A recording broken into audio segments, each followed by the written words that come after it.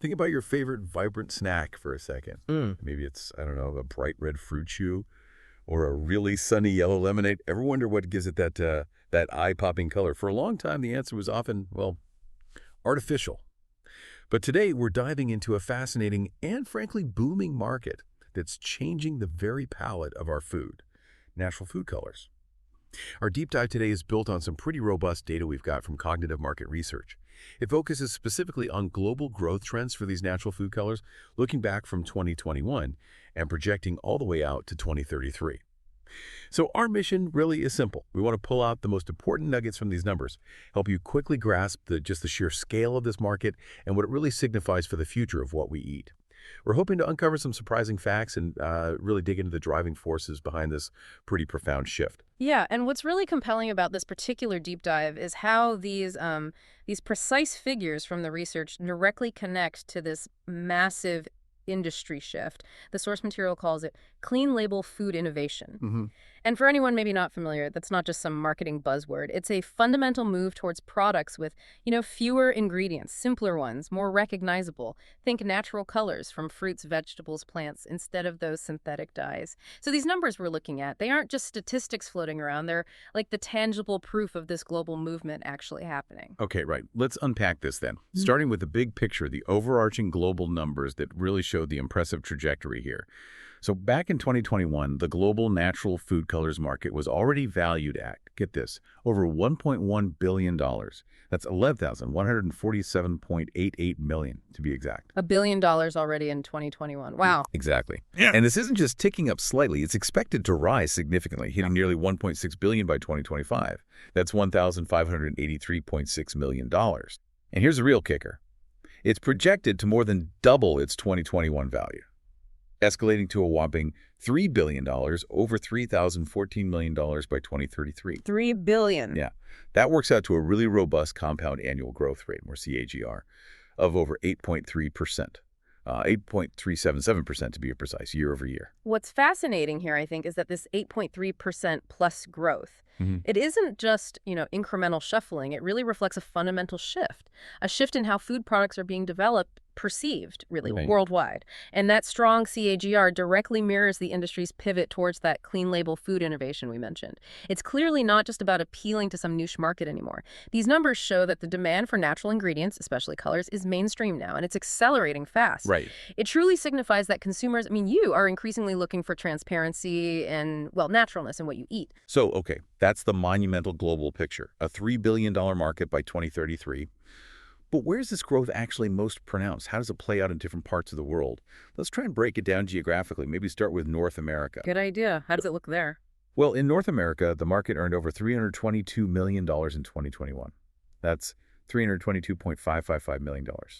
And it's forecast to reach nearly $790 million by 2033, specifically $789.667 million.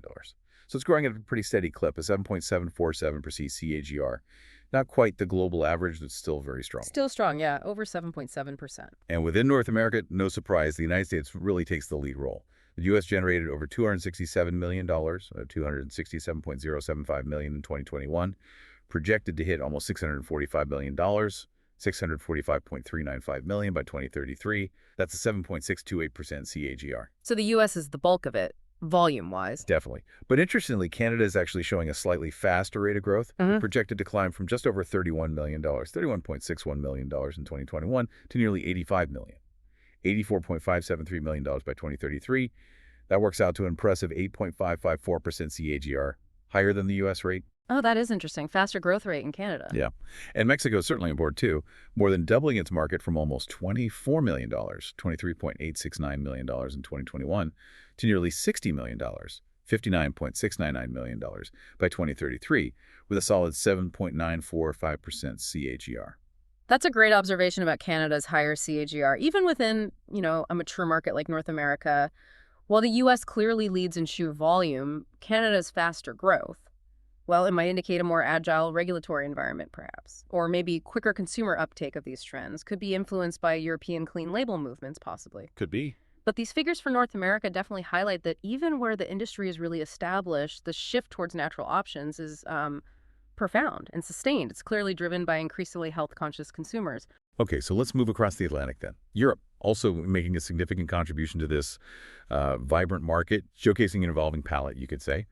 The total European market jumped from almost $379 million, $378.801 million in 2021, and is expected to reach nearly $960 million, $958.45 million by 2033. That's an 8.082% CAGR. So slightly stronger growth than North America overall. Right, over 8%. That's significant for a region like Europe. Definitely. And breaking that down, countries like Germany and the UK are really leading the charge there. Germany, for instance, is projected to grow from $75 million, $73 million in 2021 to over $204 million, $204.45 million by 2033. The UK is also seeing major expansion, climbing from over $51 million, $51.51 million to nearly $136 million. $135.812 million in that same time frame. Big numbers for both. Yeah, and then you see strong, consistent growth across the board, really. France moving from $55 million up to $133 million. Italy from $36 million to $87 million. Spain, $32 million to $85 million. Even, Russia, Sweden, Denmark, Switzerland. Even tiny Luxembourg, growing from $2.2 million to $4.4 million. They're all contributing. And the rest of Europe category adds another nearly $100 million by 2033. The European market landscape really is diverse, isn't it? You can see how different countries contribute to this overall trend, but maybe at varying paces. What's interesting is that while the overall growth rate is strong, like you said, over 8%, the individual country performances, well, they probably reflect different regulatory environments, maybe different consumer preferences, even cultural approaches to food manufacturing. Does that make sense? It's just a clear indication, though, that the demand for natural colors is widespread right across the continent. It's adapting to local nuances, sure, but it's reinforcing that clean label trend everywhere. Okay, now, here's where it gets really interesting, I think. Asia Pacific. If North America is, say, steady evolution and Europe is strong growth, Asia Pacific. This is where we see like a revelation in natural food color. Revolution. Okay, sounds dramatic. Well, look at the numbers. This region isn't just growing, it's skyrocketing. It feels like it's fundamentally reshaping the global market's center of gravity. Across Asia Pacific, the market expanded from over $311 million, $311.076 million in 2021, projected to hit nearly $900 million.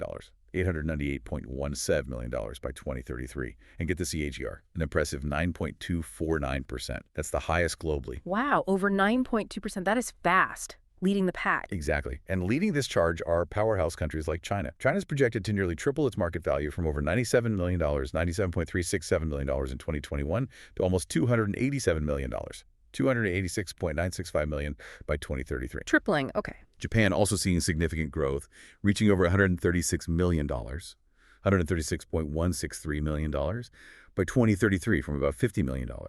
And India in particular is just an incredible story, surging from over $38 million, $38.262 million in 2021 to over $123 million. $123.049 million by 2033. Another tripling, basically. India, too. Yeah. Huge potential there. Absolutely. Then you've got South Korea, Australia, Singapore, Southeast Asia as a block, Taiwan, all showing really substantial increases. It just cements APAC's role as the most dynamic region right now for natural food colors. And if we connect this back to the bigger picture, APAC's leading CAGR, that 9.25%, it has really profound implications. I mean, this region represents massive potential, obviously, but also signals a really rapid adoption of natural food ingredients. It suggests that as these economies grow and consumer awareness rises, especially around health and transparency in food, these countries are quickly, maybe even more quickly than established markets, embracing the shift. Yeah, it feels like that. It's a clear signal that this trend is truly global. And what we might be seeing here is almost a sort of leapfrogging effect, where these newer, rapidly developing markets are adopting clean label practices maybe even faster at an accelerated pace compared to some of the more established Western markets. That's a fascinating way to put it, leapfrogging. Okay, so broadening our view even further then, just to cover everything, we can see this global spread continuing across South America, the Middle East, and Africa too. These might be emerging tones perhaps, but still significant markets. Right, they're part of the story too. In South America, for instance, revenues are set to almost triple again, rising from just over $56 million, $56.246 million in 2021 to over $154 million. $154.377 million by 2033. Brazil leads there, expected to grow from nearly $21 million to over $56 million. But Argentina, Colombia, Peru, Chile, they're all showing really strong growth trajectories too. Consistent growth across the board there as well. Exactly. And looking at the Middle East, the market climbed from over $39 million, $39.028 million in 2021, projected to hit over $106 million, $106.002 million by 2033. This includes strong growth from Saudi Arabia, Turkey, the UAE, Egypt, Qatar, all reflecting presumably increasing consumer demand for natural products in those regions. And finally, Africa saw substantial growth here, too, from over $40 million, $40.176 million in 2021 to over $107 million, $107.328 million by 2033. This was led mainly by South Africa, projected to reach over $40 million, $40.44 million, and Nigeria climbing to nearly $17 million, $16.936 million. The rest of Africa combined also showing significant growth. These figures from South America, the Middle East, and Africa, they really do reinforce that this shift towards natural food colors is, well, it's a global phenomenon, no question. Now, their overall market sizes, sure, they're currently smaller compared to North America, Europe, or especially APAC, but their consistent and pretty robust growth indicates that the consumer desire for natural ingredients is universal. It's expanding into pretty much every corner of the world. And, this raises an important question, I think. What's that? How will these regions, with their own unique agricultural resources, their specific culinary traditions, how will they further contribute to innovation in this natural food color space? Could they potentially introduce new, maybe exciting natural hues we haven't even focused on yet? That's a really interesting point. New sources, new colors emerging from these regions. So, okay, we've covered a lot of ground, a lot of numbers. What does this all mean for you, the listener? At the end of the day, these numbers aren't just statistics floating around in some research report, are they? Not at all. They reflect a really tangible shift in the food industry, one that directly impacts the products you see, the things you choose on grocery shelves, probably every single day. Think about, how many more vibrant colors you maybe see in the produce aisle now compared to, say, the candy aisle of 20 years ago. This market shift is kind of mirroring that preference for natural vibrancy. Exactly. That's a great way to put it. This widespread growth in natural food colors is fundamentally a direct response to consumer demand. Demand for healthier options, more transparent ingredients, less artificially processed foods. That core concept we keep coming back to, clean label food innovation, it isn't just jargon, it's genuinely driving billions of dollars in market growth as companies worldwide adjust to what people want to eat and, importantly, what they trust in their food. Right, and it really shows that the increasing market value, heading towards that $3 billion mark globally, it signifies not just some passing trend, but a really fundamental worldwide change, a change in how food is being produced, how it's being colored, and ultimately how it's being perceived by consumers everywhere. Yeah, it's a testament to the power of consumer choice, really. So to kind of recap our deep dive today, the natural food colors market is undergoing some seriously impressive widespread growth right across the globe. And it seems overwhelmingly driven by this global push for clean label innovation for more natural ingredients. So maybe a final thought for you to take away. As you pick up your next colorful food item, maybe just take a second to consider the journey it took to get that specific, vibrant hue. Will the future of food truly be defined by sort of a return to nature's palette? And if so, how will that impact what you choose to eat next? Definitely something to keep noticing those colors in your food. Welcome to the deep dive. We take your sources, dig in, and pull out the key insights so you sound like the smartest person in the room. Or, close enough. Today, we're doing a deep dive into something fascinating, actually, the natural food colors market. Yeah, it sounds niche, but it's a surprisingly complex world. Our mission today to unpack this invisible revolution happening, like right in your pantry. We're going to look at what's driving the growth, what's holding it back, the hurdles, and the cool innovations shaping its future. And this deep dive is powered by insights from cognitive market research. You probably don't spend much time thinking about the color of your food, right? But behind the scenes, it's undergoing this quiet transformation. It's almost like a tug of war between, ancient wisdom and some really cutting-edge science. And what's really interesting here is that this isn't just some small trend anymore. We're talking a massive multi-billion-dollar bet by the industry. It's driven not just by what looks good, but by this big shift in how we see the goodness of our food. So first things first, what's really pushing this surge? Well, the biggest thing, fundamentally, is a huge shift in what consumers want. There's this growing, almost relentless demand for clean labels, for health-conscious products. People are actually flipping packages over now. They're reading ingredient lists, really scrutinizing them, and they're actively choosing stuff with transparent, natural components. So think colors from fruits, vegetables, spices, things like that. When a manufacturer uses those, it's a direct response. It lets them position their products as, well, healthier, more authentic. Right, so consumers are really pulling the market forward, but is it just consumer demand or are governments getting involved too, giving it a nudge? Oh, absolutely. There's a huge push from the regulatory side as well, a really big one.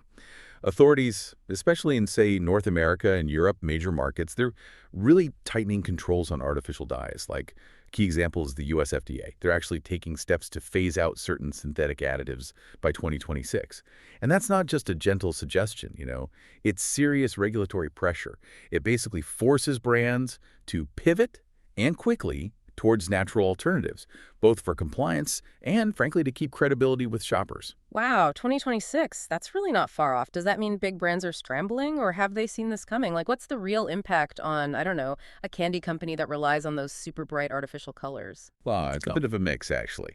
Some companies, the more forward-thinking ones, they've been investing in natural solutions for years. But for others, Yeah. especially those who rely heavily on those really vibrant artificial shades, it's a major challenge. Reformulation is hard. I mean, imagine trying to get that perfect bright blue for a candy without using blue number one. It needs totally new approaches, sourcing, processing, how you apply it. It's a huge job. Yeah, I bet. And beyond those mandates, it feels like there's maybe a deeper shift happening in society, like more awareness about what we eat and its impact on the planet. Am I reading that right? Precisely. Yeah. Yeah, that rising tide of health and environmental awareness, that's another really powerful driver.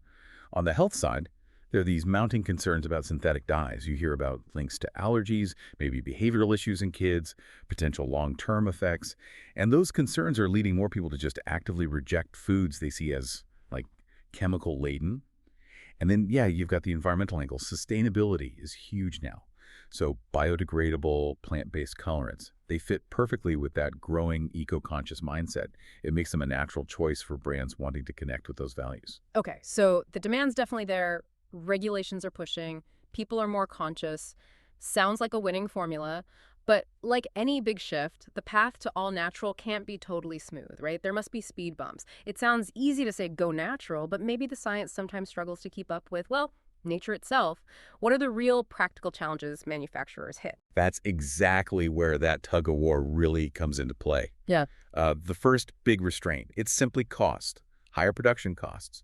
Sourcing the raw plant materials, which can be seasonal, need specific growing conditions, and then doing the complex extraction to get those pure colors, well, it just makes them quite a bit costlier than the synthetic versions. And that's a really tough challenge, especially for, say, small and mid-sized businesses. They're trying to compete on price, right, against established artificial stuff. That makes total sense. But if it costs so much more, how are smaller companies or even big brands with tight margins actually making this work? Are they just passing all that cost on to us? It's a tricky balancing act.